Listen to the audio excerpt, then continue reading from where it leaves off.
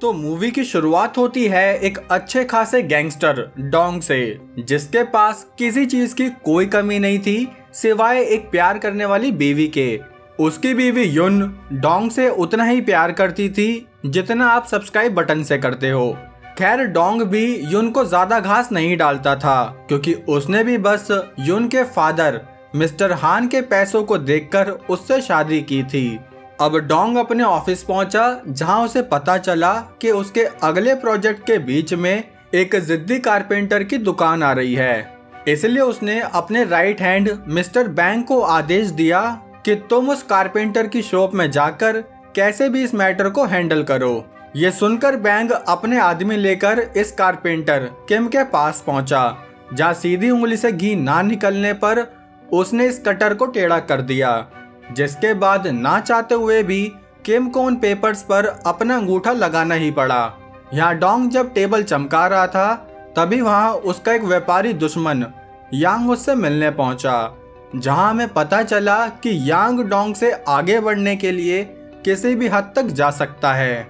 अगले दिन डोंग अपने एक फेवरेट रेस्टोरेंट में मैगी खाने पहुंचा, जहाँ एक स्कूल स्टूडेंट जीहुन भी दबा के मैगी पेल रहा था। अब जब जीहुन बिल पे करने लगा, तब उसे याद आया कि वो तो अपना वॉलेट गोल्ड डिगर लड़कियों की तरह घर पर ही भूल आया है, जिसके लिए वो उस रेस्टोरेंट की ओनर से माफी मांगने लगा। तब वो ओनर बोली कि अरे कोई बात नहीं बेटा, तुम्हारा बिल ये अंकल डोंग भर देंगे। अब डोंग को भी लगा कि इज्जत का सवाल है भाई, तो उसने जीहुन के पैसे भर दिए, जबकि जीहुन ने वहाँ 4 कटोरे मैगी खाई थी, वह मैदा के सौदागर। खैर तभी उस ओनर ने डोंग को प्रॉमिस किया कि तुम्हारी इस दरिया दिली पर मैं तुम्हें गिफ्ट जरूर दूंगी। अब जब डोंग यहाँ से निकला तो वह इस कूड़े वाली गाड़ी के चक्कर में बीच में ही फंस गया, जहाँ उसके ठीक ऊपर जीहुन भी इस तार से एक जूता निकालने की कोशिश कर रहा था। पर ये ऐसा क्यों कर रहा है वो हमें आगे पता चलेगा। अब शरीर में इतना भारी होने की वजह से जीहुन का बैलेंस बिगड़ा और फिर वो नीचे सीधा डोंग के ऊपर जा गिरा। अब जब डोंग की आंख खुली तो उसने देखा कि वो तो हॉस्पिटल के बेड पर लेटा हुआ है। तभी एक नर्स ने आकर उससे पूछा कि बेटा तुम ठीक हो? बेटा?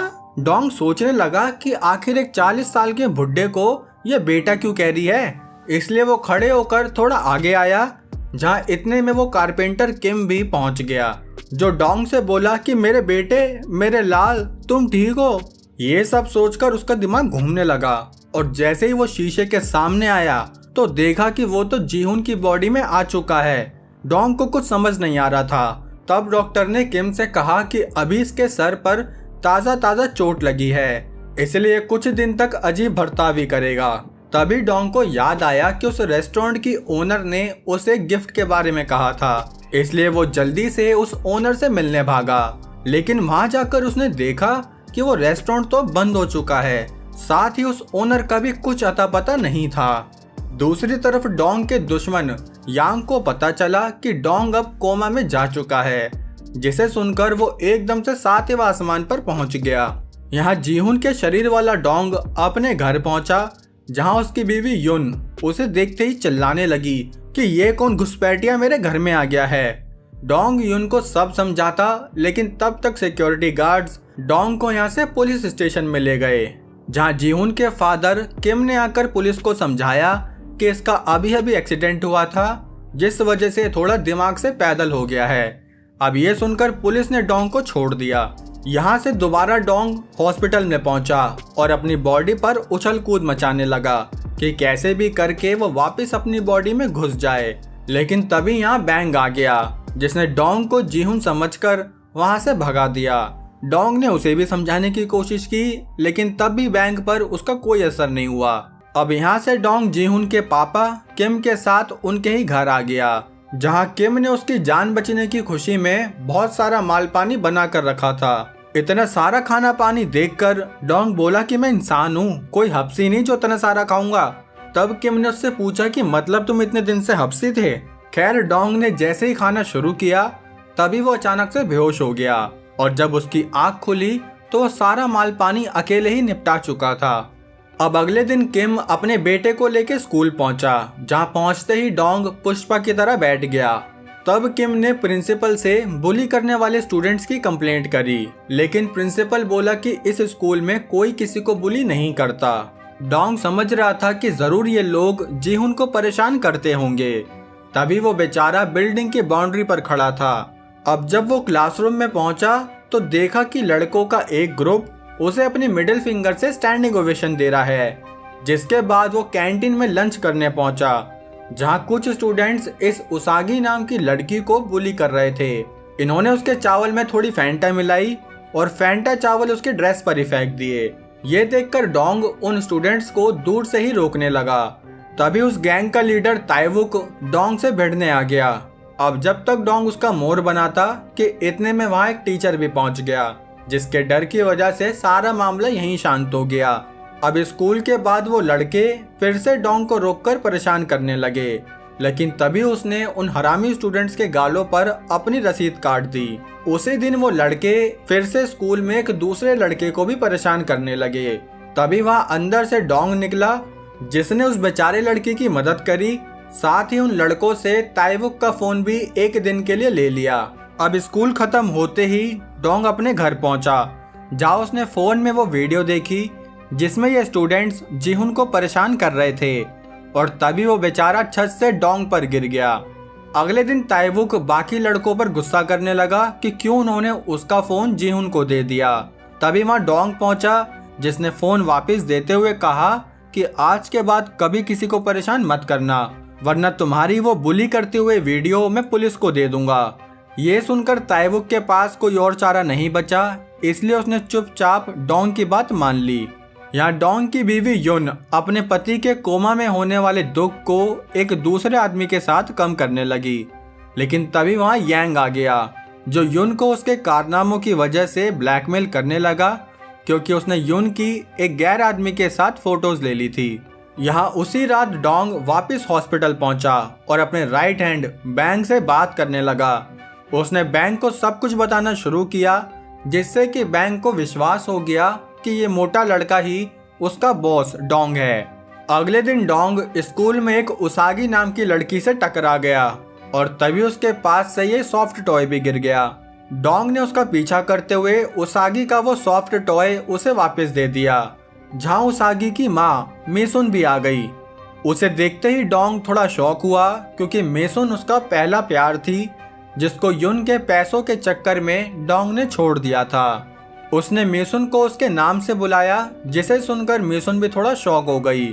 उसे देखते ही डोंग अपनी पुरानी यादों में खो गया, जहां वो अपनी जवानी के दिनों में मेसुन के साथ दवा के समय बिताया करता था।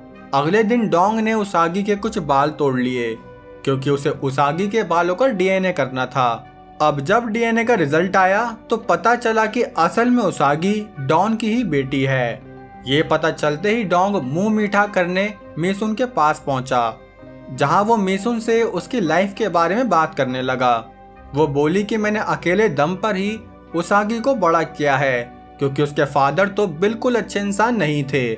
ये सुनकर डोंग को काफी बुरा लगा कि उसकी एक गलती की वजह से उसके प्यार को इतना कुछ सहना पड़ा।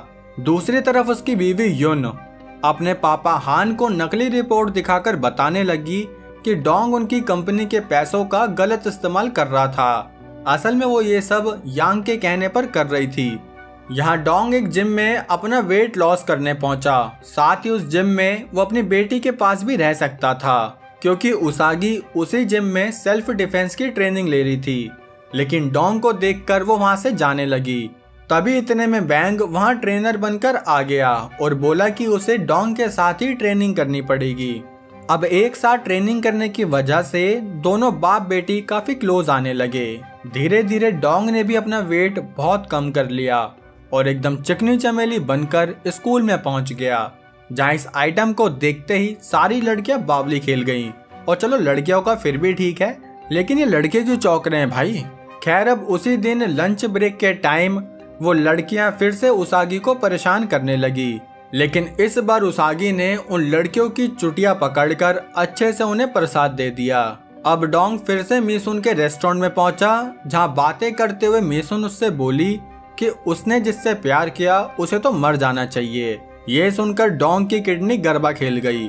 अब उसी वक्त एक हरामी कस्टमर मीसुन को परेशान करने लगा, जिसे देखकर डोंग ने मीसुन को अंदर भेजा और फिर उस कस्टमर की धनिया चटनी बना दी। तभी मीसुन वहां आकर उसे रोकने लगी और बोली कि आखिर तुम कौन हो।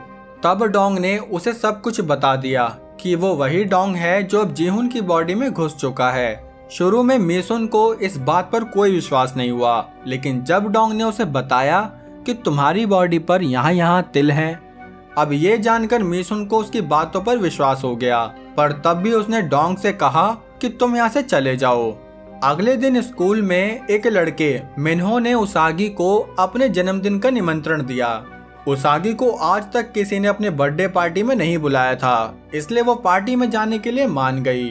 तभी डोंग ने भी मीसुन को एक आखिरी बार मिलने के लिए मैसेज किया।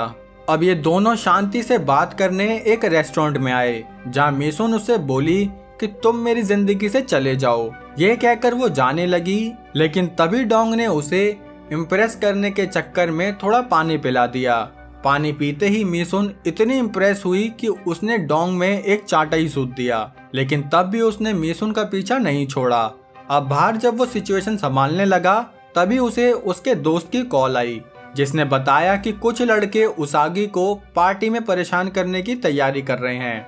ये सुनकर डोंग जल्दी से उसागी के पास भागा। यहाँ पार्टी में मिन्हो उसागी को दारू पीने के लिए फोर्स करने लगा, लेकिन उसागी दारू नहीं पीती थी, इसलिए मिन्हो ने उसे दारू से ही नहला दिया। तभी वहाँ डोंग पहुंचा, जिसने गुस्से में उन सब लड़कों की बढ़िया तरीके से कुटाई कर दी।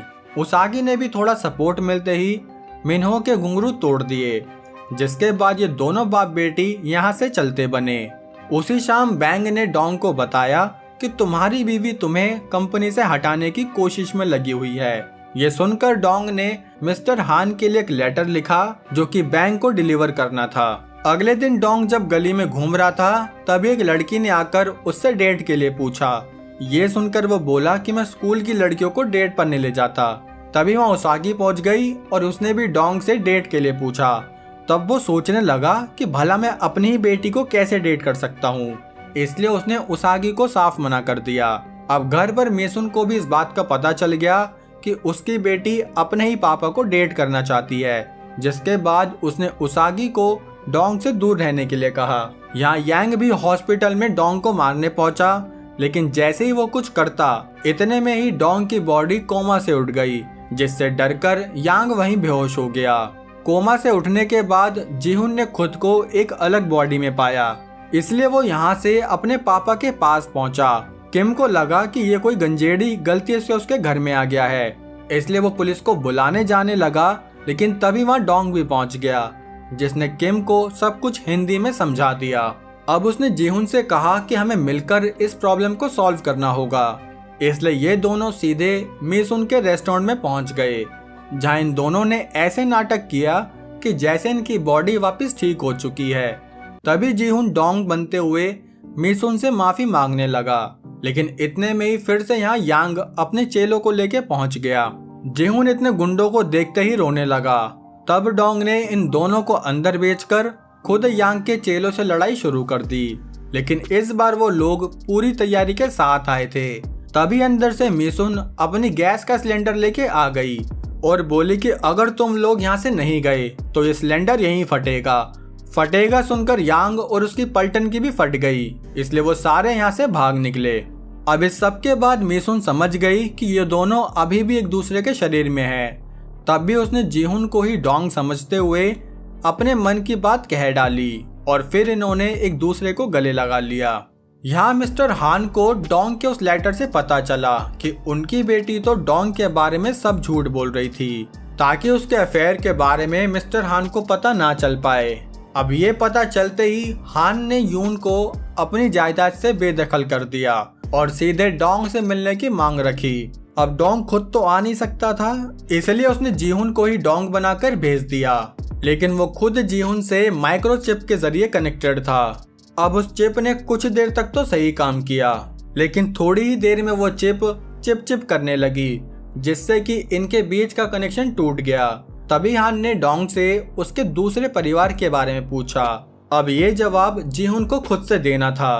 तभी वो बोला कि हॉस्पिटल से घर आने के बाद मैं समझ गया हूँ कि पैसों से ज़्यादा इम्पोर्टेंट हमारी फैमिली है, इसलिए मैं खुद को ही इस कंपनी से हटाता हूँ। हान ने उसकी बात की पूरी इज्जत रखते हुए उसे कुछ नहीं कहा। अब जब जीहुन डोंग के पास पहुंचा तब डोंग ने उसे अपने गले से लगा लिया, क्योंकि शायद वो खुद कभी इस कंपनी की जगह अपनी फैमिली को नहीं चुन पाता। लेकिन तभी युन ने अपनी कार से उन दोनों को एक्सीडेंट कर दिया, जिसके बाद डोंग को हॉस्पिटल में लाया गया, जहां उसका ऑपरेशन उसी रेस्टोरेंट वाली ओनर ने किया। वो बोली कि तुम्हें तुम्हारा गिफ्ट मतलब तुम्हारी फैमिली मिल गई है, इसलिए अब मैं तुम्हें वापस तुम्हारे शरीर में भेज रही हूँ। यहाँ से कहानी 6 महीने आगे आई, जहाँ जीहुन की सेटिंग उसागी से हो गई और डोंग ने भी मीसुन के लिए एक अच्छा रेस्टोरेंट खुलवा दिया, जहाँ किम, बैंग और वो खुद मीसुन के साथ ही काम करने लगा। अब दोस्तों वीडियो काफ़ी लंबी हो गई है, इसलिए अगर यहाँ तक आ गए हो तो चैनल सब्सक्राइब करके मुझे थोड़ी मोटिवेशन दे देना। साथ ही कहानी कैसी लगी लाइक कमेंट करके ज़रूर बताना। बाकी हम मिलेंगे हमारी अगली वीडियो में, तब तक के लिए जय हिंद।